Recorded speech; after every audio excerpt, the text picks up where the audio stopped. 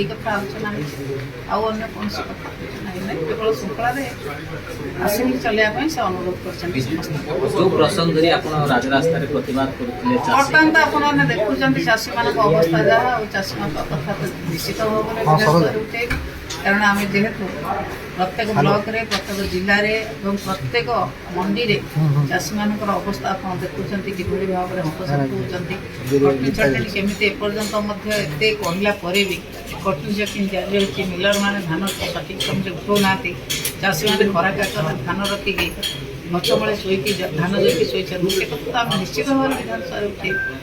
ଚାଷୀଙ୍କ କଥା ତ ନିଶ୍ଚିତ ଭାବରେ ଚାଷୀ ଯେଉଁଭଳି ଭାବରେ ହନ୍ତସନ୍ତ ହେଉଛି ସେ କଥା ଆମେ ନିଶ୍ଚିତ ଭାବରେ ବିଧାନସଭା ଆଉ कोन कोन प्रसंग चासी ବିଭିନ୍ନ ପ୍ରସଙ୍ଗ ଅଛି। ଚାଷୀଙ୍କ ପ୍ରସଙ୍ଗ ଆଗେ ଉଠେଇବୁ ତାପରେ ଚାଷୀଙ୍କ କଥା ସରକାର ସମାଧାନ କଲା ପରେ ଆମେ ବଜେଟ୍ ଖର୍ଚ୍ଚରେ ସବୁବେଳେ ଆପଣ ଅଭିଯୋଗ କରନ୍ତି। ନିଶ୍ଚିତ ଭାବରେ ବଜେଟ୍ ଯେଉଁଭଳି ଭାବରେ ଆସିବ ଆମେ ଏଥର ବଜେଟ୍ର ଆକାର ଦେଖିଲା ପରେ ଆମେ ବଜେଟ୍ରେ ସେ କେତେ ଖର୍ଚ୍ଚ କରିଛନ୍ତି ଆଉ ବଜେଟ୍ର ଆକାର ଦେଖିଲା ପରେ ଆମେ ବଜେଟ୍ ବିଷୟରେ କହିବୁ।